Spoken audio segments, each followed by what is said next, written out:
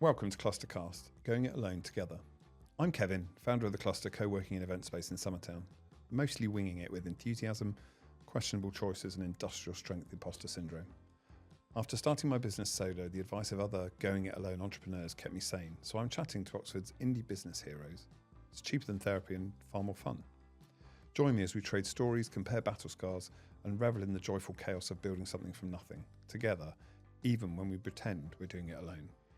So here we are for another episode of ClusterCast. It's been a while, and I today have somebody that's known me again for quite some time. Her name is Ellie Ruddock, and she runs and started a company probably about, a year ago? Maybe just shy of a year? It's been about 9 months, 8 months. Yeah, it's crazy how fast it goes. And so we're going to go through some questions today. It's the same sort of questions that I ask in all of the episodes, but we get different answers from everybody because they're all different walks of life and different experiences of setting up their own business. So I've already introduced you, but would you do the honours and introduce yourself and tell us a bit about your company? And the floor's yours. Thank you, Kev. Very welcome. So, my name is Ellie. I am a music therapist. I am a university lecturer, a music therapist supervisor and mentor. And recently, I decided to set up a company, a limited company, that focuses on providing training and coaching for any professional that works in healthcare or education in order for them to think about their professional development. Okay. And we have had a bit of a sneak peek because we had a little practice last week. We did. So I do know a bit about what you do, but your company's called Scale Up or That's Scale Up right. Development if people are looking for it on Google. So tell us exactly obviously I understand what CPD is now, but tell us a bit more about what CPD is and how that fits in with Scale Up. Yeah, and thank you for mentioning the name of my company because I didn't. So that's why I'm the pro. No, I'm not the pro. So, what was your question? Tell us a bit more about what CPD is, because in Yes. our previous chat, you mentioned CPD and I just looked at you Yeah. blankly. So tell us a bit more about, obviously the people that listen to this may not know what that is. The people that are in your line of business will know what that is. Yes. So, continuing professional development, or CPD, is a requirement for lots of different professionals. And it's normally for professionals that are regulated by some kind of professional body. So, Okay. for music therapists, we are regulated by the Health and Care Professions Council. So we have a yearly amount of continuing professional development, or CPD, that legally we're required to do to maintain our license to practice. Perfect. Thank you. So can you walk us through how you set up the business or why you set up the business and sort of what inspired you to do that? So my experience as I said, I'm a music therapist. I've been practicing for nearly 13 years. God, And in that time, I am lucky enough to have had 2 children and to have got married and to have gone on all sorts of journeys in my life. And one of those journeys is also that I was diagnosed last year with a health condition. And what I found over the years is that accessing CPD, or continuing professional development. No, thanks for reminding me. No, shall I just say CPD from now on? Yeah. Accessing CPD has become more difficult for me, whether that's because I can't travel to the place where that CPD event might be happening, or financially I might not have the funds at that time, even though it's a legal requirement, a professional requirement for me to do the CPD. It was getting harder for me to find CPD that I could access and I really wanted to do. And it gave me this idea about, why isn't CPD more accessible for people like me, or people who might have lots of other commitments going on that prevents them from accessing these things? So I thought, what if I was to create CPD courses or training events that were available on demand, digitally, and were really focusing on accessible learning content? So that's where the idea started. And then I started thinking about professional development, and, because this is not client facing for me, this is professional facing, or think about my colleagues and my peers. And I felt, actually, what would they like? So I did ask, some amazing music therapists responded to my call out for, information about, what would you like to see? What do you think is a fair price to pay for CPD? What do you want to access for free? And, loads of amazing responses came back. And I thought, if I am in a position to have the knowledge to create a course, then I would love to be able to do that. And if I don't have the knowledge, I would love to be able to get somebody else on board who does, in order to get CPD content that people can access online, on demand, for as long as they'd like to, rather than the one event. So making it much more easy to access it and taking away the barriers, really. That's it. And also to have content that has been designed with different learning needs in mind. So all of the content on Scale Up has accessible counterparts, whether that's adaptable PowerPoint, Microsoft Word. Everything's got transcripts. All the videos have transcripts ready to download. And, if something isn't accessible for someone, I'd like to think they could reach out to me via the website or on social media and say, actually, I couldn't access this Can because. you do this? And I would do that because you're always developing. Exactly. So, yeah. I'm always scaling up, Kevin. Your development. See what we did there. So if you could go back to the very beginning of Scale Up Development, which we said was probably about 9 months ago. I mean, the idea maybe was before that. What would you tell your slightly more enthusiastic, I suppose, because when we all start a business, we're full of enthusiasm and energy. I'm absolutely knackered now. But what would you tell yourself? What's the one piece of advice you'd give yourself? Or what's the one piece of advice, this is a slightly loaded question, that someone else gave you? Oh, I see. Who could that person be? I'm lucky enough to have great friends, one of which is sat here next to me. Yes, that's great. See, I really did line you up for that one. I'm sorry. But people who have been on this, are on this journey, perhaps a little bit further down the road, because as we've discussed before, you never really get to the end. No. You're always learning more, you're always doing more, you're always on to the next thing. But I'm lucky enough to know people who are further down that road than me. And I think one of the things I would have said to myself at the beginning was, you're probably going to feel quite lonely setting up a company. Yeah. But what you get if you reach out to the people around you, and especially if you have a co-working space like the Cluster. Good work. I'm being really genuine about that. Her. Having a place to come to like the Cluster, and I'm not here that often, but when I am, I always leave feeling inspired. And actually that's something I really struggle with when I'm doing this at home. And I don't have anyone to bounce ideas off. I start to second guess myself. Yeah. And I think, actually, I've come at this from having clinical expertise. I've got that.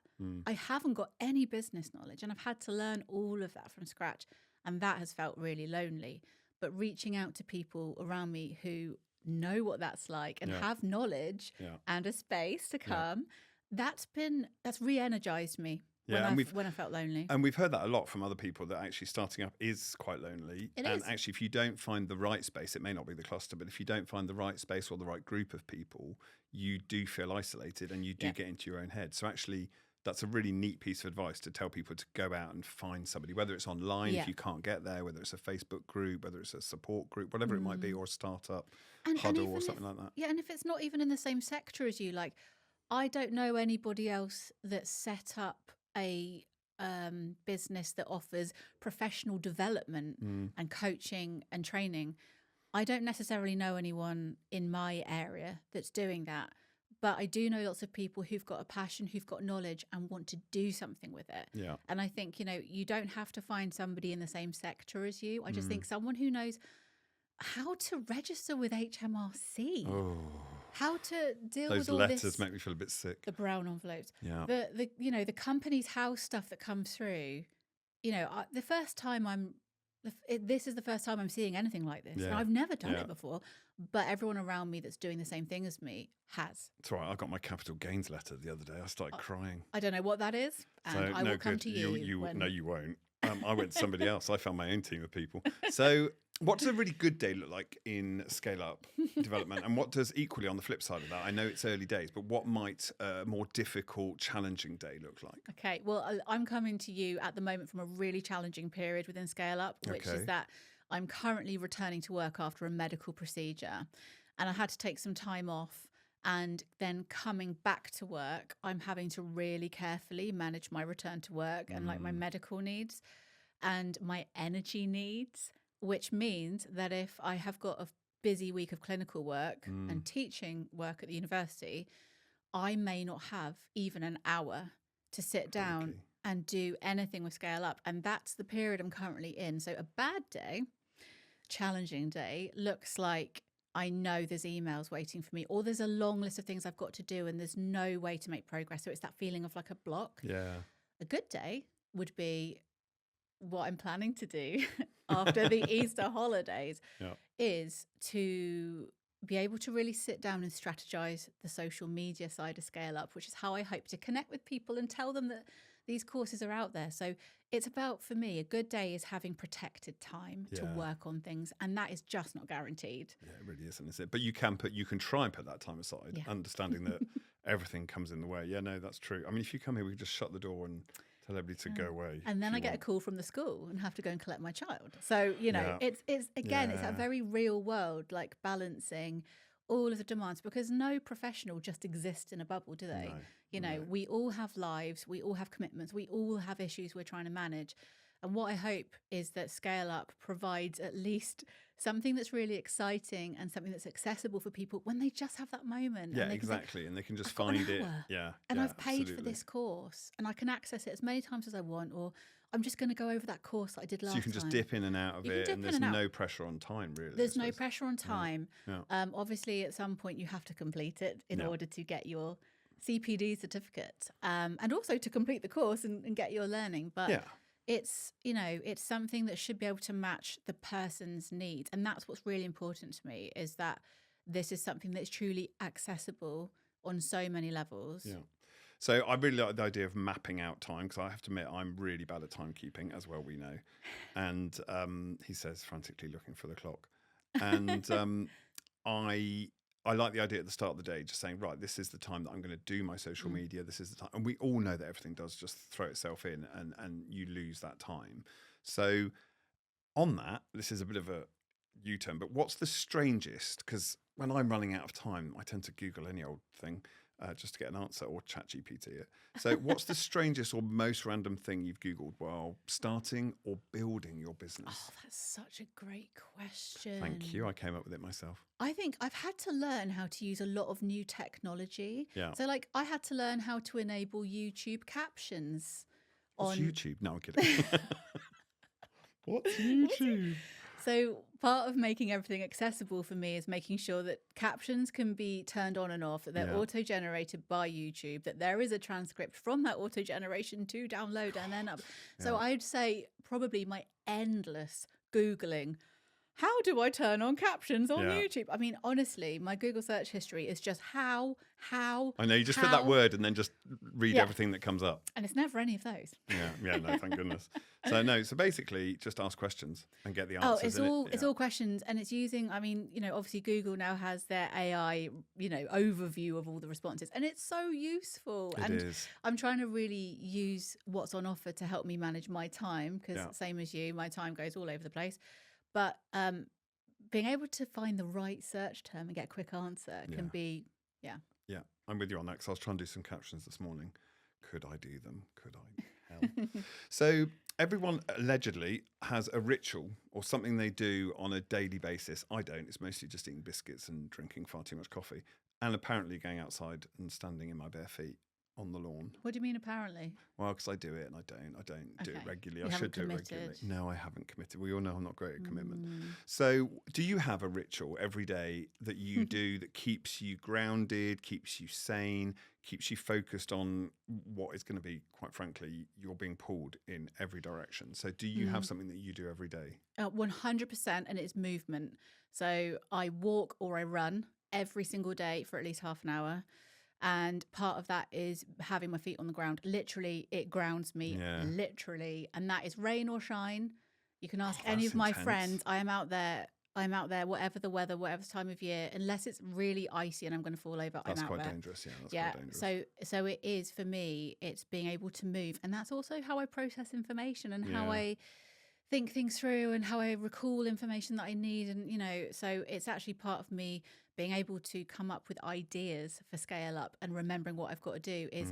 Most of that happens when I'm running or walking. And we heard exactly the same from Beth, who I called the LinkedIn Lion Tamer, who was on a couple of weeks ago. And she said exactly the same. She said some of her best ideas, some of the best meetings she's had, some of the best brainstorms are when she's walking, because I guess her body is doing one thing, therefore her brain can process another, which Yeah. sounds weird because you'd think you'd have less brain power or No, I think there's a lot of capacity. science behind repetitive movement and then enabling your kind of everything to flourish. And it's all good grow. for you because it gets you away from your kids. Yeah. It gets you away from your husband and your house. It And gets you away from the phone if you don't take that with you. It gets you fresh air. I listen to music. Okay, but you could stop at a coffee shop. That's what I always do. Just walk. Just run, just walk. Music on. Right. But also, it is I have to do it as well for my health. You know, I need to keep moving. So that's one as of you the said things. that, I sucked in my gut. I did. I sucked in my gut and sat up in my seat. So we're all going to do some more movement. We both say sitting really still behind our microphones. For anyone who's listening, who's thinking about starting up a business, we've had quite a few comments from people saying it's been really helpful to speak to and hear, well, for me to speak to and hear from people at different stages of starting that business. Some of them are sort of 9 months in, 12 months in, you know, I'm 18 months in. Some people have been doing it for 12, 15 years. So they all come up with a similar but different answer. So is there anything besides the classic sort of, it's going to be one hell of a roller coaster ride that you would, and just hold on tight, that you would say to them that would just sort of start them on the right leg, as it were? Yeah, this is something I've done for myself that's helped to kind of consider that longer term stuff, is that I've drawn up like a vision board. Some people call it like I call it a picture board. You call it a picture board, dream board. Some people call it I manifesting. haven't got one yet. Manifesting, but what I do is I have something visual that I can actually look at and reminds me of what my it's not just for work, it's just as a human being. What do I want to prioritize for my life? And and some of that might be, for example, patience, or it might be perseverance or reaching out, whatever that is. So I would say have something you can see. So mine, I have it next to my bed and I'm always showing people, like taking a picture of it. I've never been into your bedroom. No, via a picture. That's good to know. Just inviting them into your bedroom. Come your and poor look at husband. My vision board. Yeah. But it's somewhere I can see it. So, So you see it every single day and it just reminds you about the things that are important to you and where you're. I think it's a really, really neat idea, because there was another podcast which I listened to called The Wobbly Middle, which incidentally is filmed in here. And they were talking about picture boards and how actually creating those picture boards from anything, just getting magazines and places you've been out, scrapbooking. In colourful pens, so visually it's going to stimulate me, but I've got different coloured pens and I have keywords. So it's changed, and every so often I think those words don't apply to me anymore, or okay, those words need to shift because I'm doing something different now. So you just take them down or scrub them out? I take it down and I wipe. It's like a whiteboard on one half, and I wipe it off, and then I write my new words. And sometimes I'll go somewhere and think of those words. Like I'll go to the top of the hill and sit there and look at the horizon and think of the words. And other things on the other side of the board are things my children have drawn me. Well, I was just about to say, is the board high enough so your children can't just go and draw loads of interesting things on it? They know not to do. I was going to say, could you imagine if you just spent hours coming up with all your words and they just drew Well, there was one point where one of my words, I can't remember what word it was, so obviously I don't need it at the moment, but they'd wiped out just the last part of the last letter, and it's all I could see. It was like, that word's been changed. So you didn't know what it was? No, I did, but the word looked like I'd written it. I think it had a Y or something on the end, and they'd like scrubbed off the end of the Y. That's what we used to do at school when we used to make a rude word. Yeah. Were your kids trying to make a rude word? I don't think so, but it distracted me. But then it made me think, well... It made you look at the board. It made me look at the board, but it made me think everything I do includes my children. I nearly said I do it for you then. Everything I do, I do it for serenade you. Me. No. So, listen, it's been really useful catching up with you, because I haven't seen you. Well, actually, I saw you a couple of weeks ago, but finding out a bit more about Scale Up. So tell us and then we'll go to our random question. Where can people find out about Scale Up? I know you're working on your socials right now, but you do have your Instagram handle and your website. I do remember it, but I want to see if you do. So of course I don't. Every handle is slightly different. There's a Facebook, there's a LinkedIn, there's TikTok, there's an Instagram, and they're all slightly different. So no, I can't tell you what the handle. But can you tell us what your website is? I can tell you what my website's called. www. I think we've got that bit. We've got that. Yeah. Scale-up or hyphen, so you don't want to say dash. So scale-up.org.uk. Okay. And so when people go there, they can access the contact page, speak to you directly, find out about the courses, buy the courses. I think there's a special offer on the course. There is until the end of March. Which is like a week away, right? So it is. Get a move on, people. It is. So they can go on there and they get money off. Does it say how much money they're getting off, or is it just a special offer? So it's a special offer at the moment, but so basically for people who are regulated by the Health and Care Professions Council, like myself, we have got to re-register in May. Okay. And some people get audited around that time and have to say what they've been doing. And I'm thinking I might do a special kind of HCPC re-register deal. HCPC, which you've mentioned already. I have. I can't remember it. It's Health like and Care Professions Council. And then CPD is? Something professional development. Continuing. Oh, I need to say corporate. I was doing so well. Sorry. We'll quiz ourselves on that later on. So we will post a few bits and bobs on the Cluster Instagram about Scale Up with the link, maybe some quotes, maybe a link to the special offer. Yes, absolutely. And my Instagram and TikTok and Facebook. Which you will have LinkedIn. at some point. Yeah, well done. I haven't got a TikTok anymore. It scared me. And then a random question, which I have to spitball and think of on the spot. So you are a music therapist, which has taken me years to not say speech therapist. So I'm really proud of myself. But you are a music therapist. Yeah, and I have been for 13 years. I know. I always got it confused. I'm sorry. Forgive me. Could you live in a world without? So you've got to choose one or the other, right? Okay. Here we go. Okay. Your son or your daughter? No, that's an awful question. No.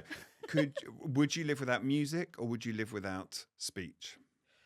Oh, that's a good one. I'm always going to choose music. So you would live without So you would live without speech. I'd live without speech. So then your music would just be instrumental, like Enya style. I would communicate via the medium of music and sound, and probably dance.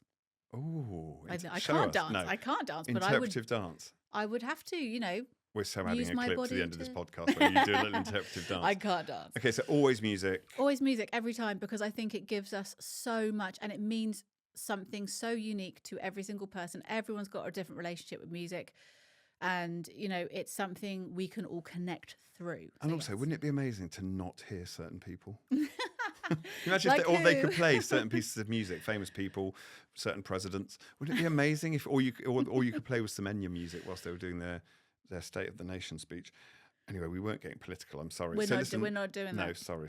So listen, thank you so much for coming on ClusterCast. Thank you. And good luck with Scale Up. Thank you. I'll be back. I'll come and give you a little update. Perfect. At some point. And I'll say how well it's going. Thank you. Brilliant. Thanks, Ellie. Bye. Bye.